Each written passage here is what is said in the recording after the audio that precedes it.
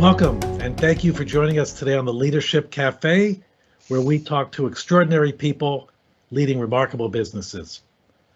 I'm your host, Richard Citrin, and I'm joined with my co-host, Michael Couch. So in times of disruption like we're all experiencing right now, we found it very enlightening and edifying, in fact, to turn to some of our finest leaders in our region and find out what they're doing to direct their businesses, to lead employees, and also contribute to the communities in which they work to try to help make things run just a little bit better, which we could all use right about now. No, that is definitely important. And before we get too far along, we want to make sure to thank our sponsor, Vaco, a global talent solutions company. We really appreciate their support of the Leadership Cafe. And today we're really excited to welcome to the cafe Jessica Green, co-founder and CEO of Sidekick Salsa in Cleveland, Ohio.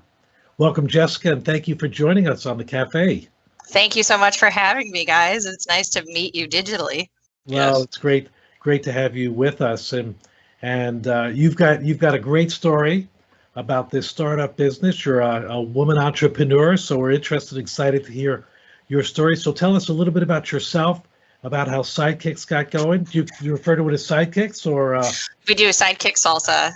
Some people, I would say, and other food entrepreneurs in the Cleveland area often refer to my business partner Danny and I as sidekicks. I'll walk into a coffee shop and someone will just scream sidekicks rather than "Hey Jess" or great. So, right. That's a good brand. I wasn't sure if sidekicks related to the salsas kick. So I started this company with my best friend, Danny Souza, and he and I participated in a farmers market salsa competition. It was a local chef competition. Dan was the sous chef for Dante Bocuzzi restaurants in Cleveland at the time, and they're fairly well known around here. Dante is an amazing chef and mentor. He asked Dan to participate in the salsa competition, and it was up against some other pretty heavyweight Cleveland chefs that are well known. So we honestly weren't expecting to win. We did win the competition. And we, which felt amazing. And that day we had several customers come to us and say, "Hey, where can we buy your salsa? We really loved it." Our response at the time was, "Well, we don't, nowhere, right? Right here, right now." I hope he kept the recipe. We actually didn't. We knew. We kind of had an idea of what we did, but the point of the competition was that the market gave each chef company $30 to go and buy the ingredients at their vendor stands, and then so you basically had to make it up in the spur of the moment, and then go make it for customers. And then there were about 1,800 shoppers there that day, and everyone voted, and we definitely won. And not to toot our own horn, but we definitely won by a landslide, which was it felt great. So we had to, when we sat down with each other, Dan called me maybe 3 or 4 months later and said, "What do you think about trying to start a company? I really had a great time that day. I loved being at the farmer's market. I love interacting with, the customers at the market." And I said, "I think that sounds great. Let's give it a shot." So we had to the first thing we had to do was sit down and say, "Okay, what did we do?" I know there was, but our salsas we have 3 tomato-based salsas. The salsa that we won the competition with was our Garden Citrus Milds. Oh. We have 3 tomato-based salsas and 1 green salsa today. But back then, our biggest thing is that we always wanted to be low sodium, no gums or fillers, and to use 100% pure citrus juice. That's easy to do at a farmer's market. And what makes our tomato sauces unique is the use of grapefruit, orange, and lime juice. Most people just use lime or lemon juice in their salsas. So that was it. We did come up with a unique recipe that day, so it was a little bit easier to remember. I think for us, we did go through probably 50 to 60 batches to make sure that it was exactly how we wanted it and to what we thought most represented what we made that day. So it definitely took some research and some time, but as far as our name, to circle back to your original question, we said, okay, well, what are we going to call this company? And we decided to go with something a little bit more whimsical and about our friendship. And we said, we're kind of each other's sidekicks at the time. not that we've moved on from much. We're both a little bit nerdier, and we loved playing D&D, and we were often in troops, the same troops together. So we said, we're always each other's kind of sidekick, and then it just hit us. We said, nice. yeah, sidekick salsa. That's great. So, and I noticed your logo has a swing set on it with two a young lady and a young man swinging, it looks like. So that's from your youth as well? It is. Well, we after we started working farmers markets, when we decided to form the company and came up with our name, then we still had the challenge of coming up with a logo and a brand, which is every food entrepreneurs or, anyone who's starting something that is going to be purchased, part of your challenge. Right. But we, in keeping with our whimsical theme of the name Sidekicks, we thought, well, what do we normally do together? What do we like to do? We literally just took a couple notepads, and we were both jotting down ideas of what the logo could be. And we happened to be at a park on a swing set at the time. And we did it, and we did that every week after the farmers market. And we said, Right. this is what we do. Let's see if we can get someone to make a logo, turn this into our logo, turn this into our brand. That's great. Great. Great. start. Business following reality. It's the best. Just live your life, and these things will come to you. Right, exactly. And some patience. We were selling our first 2 years in business. We were solely at farmers markets, and people were, buying the product we were making our labels printed from Staples. So, when we first started, we felt a ton of pressure to have that logo, to have that correct logo, to brand it correctly. And we just said to each other, you know what? People are buying it with these small little Staples logos. Everybody likes it. We're in no rush. Let's find the right graphic designer and let's do this right, and let's see. So we just sort of took a step back and took our time with it. It took us about a year, which, a lot of other companies work faster, I would say, on their logo and on their branding, but that didn't feel right to us. So we certainly kept it in an organic growth. So Jessica, we've been seeing, of course, in the Leadership Cafe, we've been talking a lot to people about leadership and particularly leadership during the pandemic. Boy, what a challenging time to be a startup right True. now. What have you and Danny seen, and how have you guys approached it from a leadership perspective and from an entrepreneur startup perspective? How's the pandemic impacted you? And certainly it has in the food industry, we know. Right. How have you guys been navigating that? So we've been navigating it in several different ways. Being a food business, and now that we are in retail stores in Ohio and grocery stores across Ohio, we had a part-time demo team. And so we lost all of our demos. All grocery stores shut down demoing, which makes sense from a health perspective. Sure. But it was difficult to not be able to offer those people that income any longer. And, twofold to that, a lot of our employees worked in restaurants. So they were losing all across the board, because we have a lot of students, or a lot of kids in their 20s who we had a teacher on our staff, but schools were shut down. We had a line cook on our staff, restaurants were shut down, and then our demos were shut down. So we decided to start giving back. A lot of local restaurants in Cleveland, I'm sure the same happened in Pittsburgh, started doing weekly meals and groceries to go for staff employees. So we started donating, a case of each flavor a week, to a couple different restaurant spots so that we could at least help where we could. Good since idea. we couldn't. Great idea. Good for you. Since we couldn't do the income. But yeah, we're continuing to do that. Actually, we've done it all year. We have given back to some churches in the area that are also doing some food drives here. We don't belong to any of them, but as we drive around in the city, in our local communities, places that we see in need, we've offered our assistance in that way. So, We have two clients that are food bank businesses that and so I know they appreciate that that kind of support right now, but they're also seeing an outpouring of support in terms of both financial and food. So it's great. It's nice to see when folks step up. It is. It's true. I know.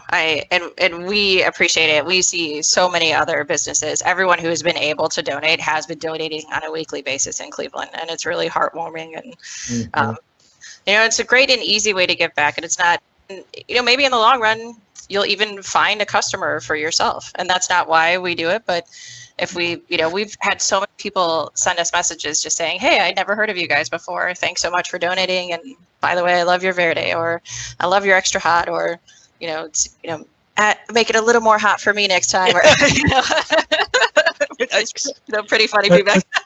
You want to, you're not a nonprofit business. So, I think the give back is great. And I think we've all tried to do that during this period. So how's business going? And what are you looking at for kind of down the road for you guys? So business has been going well. I mean, I would say that if you're in the food industry or the grocery industry, you're certainly, for the most part, not one of the businesses that's hurting right now. Grocery sales are through the roof through COVID. More people are shopping at home. Oh, right. So I think the challenge is that it's been more difficult to secure new accounts. And as a startup food company, that has been challenging for us. Our current accounts have not only been maintaining, but our sales have certainly increased this year. But finding new business has been more difficult because a lot of people don't want to meet in person. It's a lot easier to demonstrate your product, to sell your brand when you can meet with someone, explain it to them, sort of show them how passionate you are about the health benefits of your product and why it would be great for their shelf. It's a lot more difficult to do that via email, and especially when there are so many food products available on the market. It's a very competitive business. So to not be able to, right, to say the least. So that part has been more difficult and more challenging. We have certainly stretched ourselves in a personal way that we hadn't before. Neither of us had ever been on LinkedIn prior to this year. And it's, really been shown us what a powerful tool it can be as far as creating a networking base and meeting other buyers or just meeting other entrepreneurs who are in your same field with some advice and feedback. So we've been sort of, I would say, using social media a little bit more this year than we had ever had the time, to focus on in the past. So in a way, it's been, a blessing. Yeah. A blessing for, not that I wouldn't keep it. No. Well, that's, I wouldn't keep COVID around, but it's the idea of why waste a crisis. Right. And that's why this has been so enjoyable, at least for me, to be able to talk with leaders right now, is because it makes you feel good. That there's good ideas, there's innovation, there's new stuff that comes along, and people are stepping up. So that's great to see. How about your supply chain? So you deal with local suppliers, local farmers for the most part. Was that impacted at all? No, I don't think that we had much of an impact on our, the availability of vegetables, or whole processed vegetables or anything like that. We did have some delays in the beginning for our packaging. Just in shipping, we actually use our labels are from the Pittsburgh area, Eurasic Labels, company right outside of Pittsburgh. So we actually didn't have any delays with Eurasic, but just for example, our containers and our boxes, our other couple companies, had a little bit of a delay in our shipping for those supplies, but not in our produce. No, we haven't seen any downturn there. So that's that. Which is the bright side for them as well, I think, for local farmers. So, it's always good to keep on the, to gather the positive things that you can out of this situation, for sure. So, when you're a startup entrepreneur, you do everything, right? The glamorous part, of course, is making the salsa, but you were talking about not being able to meet with grocery store chains, and yours is a fresh product, so it needs to be refrigerated. It does. So that space is even more precious in grocery stores, I would think. It is. What's been, so are you the marketer as well, or you and Dan do that together? So Dan is our COO. Dan is primarily in the kitchen. He literally makes the salsa. He works with our other two part-time employees. He's there taking in all the produce orders, making sure that everything is up to our level, literally making the salsa, packaging the salsa, and he is the one that's there when our distributors come to pick up at the end of the week. We produce our salsas every single week, so it certainly keeps him busy. And then I pretty much handle the remainder of the company. So the marketing, the accounting, and the sales, and then just sort of coordinating employees and making sure that everyone has the same schedule and the same benefits. So yeah, as a startup, you're definitely stretched thin. It's, it can be a difficult first couple of years. I think there's a lot of reward to it, but you certainly have to have the passion behind your product to work as much as you have to work as a startup. That's for sure. Yeah. We see a lot of support for startups in the Pittsburgh region. A lot of unique and different things finding. So it sort of takes a whole village to help an entrepreneur get rolling. Do you find that in the Cleveland region as well? A good network, good support for entrepreneurs? There is. We joined a competition 2 years ago. We were on season 2 of Cleveland Chain Reaction, which was a local show. It was a spinoff of LeBron James's Hustle on CNN. So there was a Fox here, our local news, decided to create a spinoff show, and they partnered with Jumpstart, which is an organization in Cleveland whose sole purpose is to help entrepreneurs grow and offer classes. So as a participant in that competition, when we applied, we were accepted. We were one of 20 businesses who were accepted into the competition. And we had to take classes with Jumpstart once a week for 8 weeks. Wow. We did a few different interviews with Fox 8. And then we wound up being one of the winners, which was fantastic. There were 6 winners for season 2. So we won $100,000 in investment. And that's how we met our investor, and how we sort of got our money to grow our kitchen and to bulk up on our equipment and supplies. But we have continued to work with Jumpstart since then. That relationship, I think, applying to that competition outside of the winning the money, the real prize was meeting everyone at Jumpstart and continuing to work with them to this day. I'm still a part of their mentoring program. I have 4 mentors right now. Great. They reach out to me all the time. We work together, twice a month, and they have all been exceptional in helping me with accounting and sales and marketing and packaging. And so yeah, there's definitely a very strong, especially right now. I think it was always there, but I think that I think Jumpstart themselves are seeing more business people, very successful businessmen and women who are willing to donate their time right now, and it's been really great to get to meet them and to grow with them and with their advice. Wow. That's fantastic. What a program. Yeah, and what we learn about what it takes to build good leadership skills, we've seen it over and over and over, is navigating a challenging experience is one way. Right. And you've had plenty, but then the idea there's other people, particularly as mentors or support. So it's great to hear that you've got that. Is there, Absolutely. as you look back on this, particularly as a female entrepreneur, a female in a startup role, is there any particular guidance or support you would give to other young ladies who would be interested in diving into new businesses? Yes, definitely. Well, I think that, as a woman, it can be challenging at times. You're not, maybe your intelligence and your experience isn't always appreciated. I think it tends to be a common theme where you first have to prove that you do know what you're talking about to the person, and then they'll start listening to you. That's not always the case, and I certainly have had a lot of amazing experiences, but it can be challenging, for women. But I think the food industry in particular, whether you're a man or a woman, you do need to get used to the fact that you're going to hear no a lot.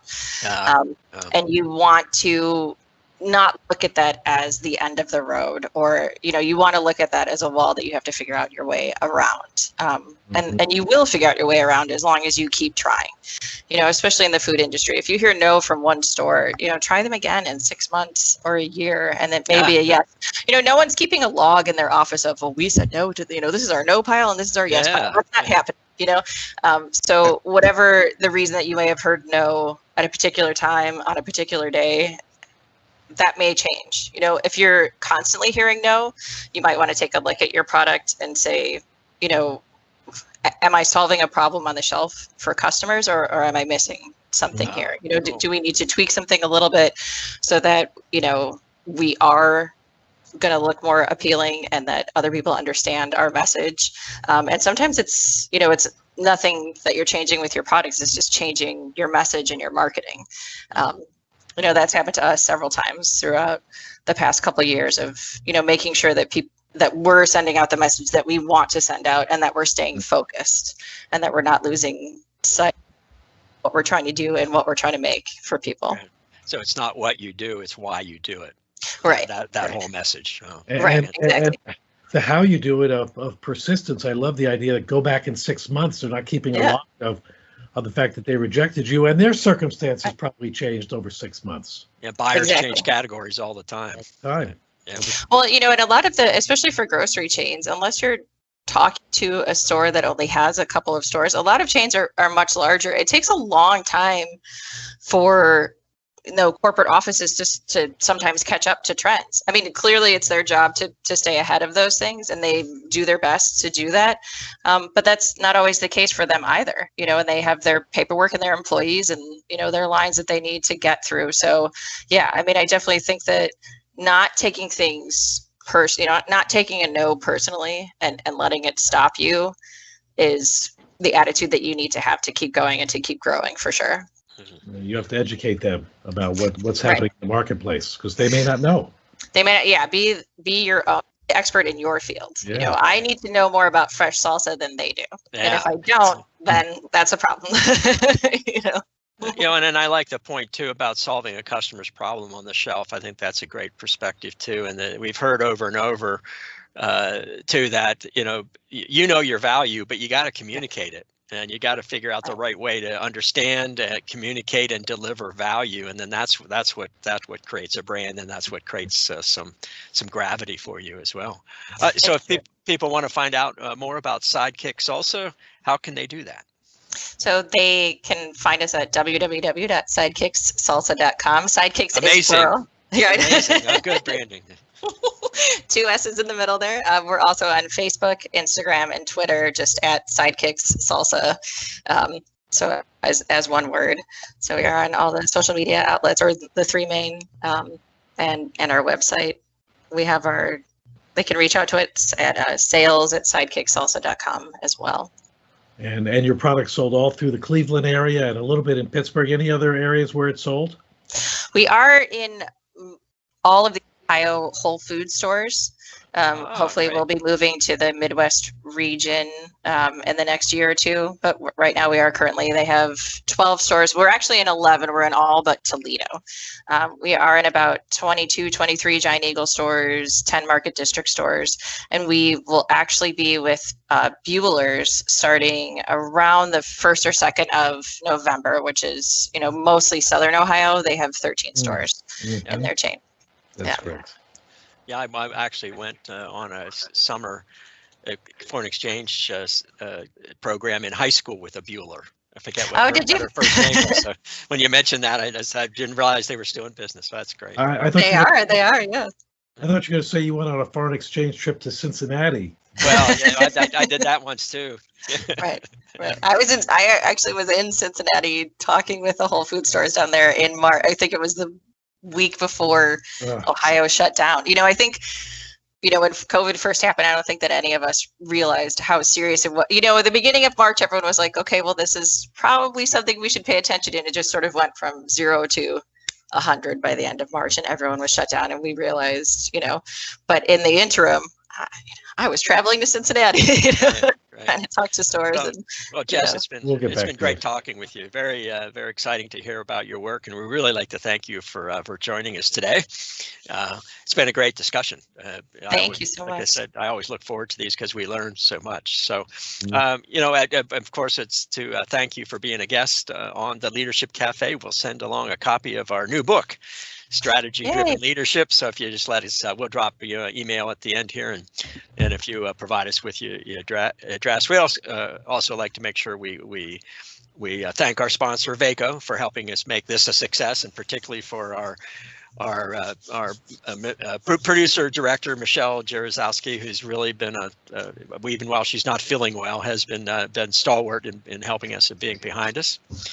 You can listen to this podcast on all of our websites. So Richard Citron's website, Michael Couch, the VACO website, and it'll eventually be posted out there on LinkedIn. So good that you're there, Jess, on Spotify and Pocket Casts. We release these every Thursday, so watch out for them. And we'll have many more episodes coming up. We're now recording into January, so we're looking forward to that. So again, thanks for everybody, and thanks for you and Jess and everyone at the Leadership Cafe. Thank you for joining us. I'm Michael Couch. Thank you so much, guys. And I'm Richard Citron. We look forward to connecting with you on the next Leadership Cafe.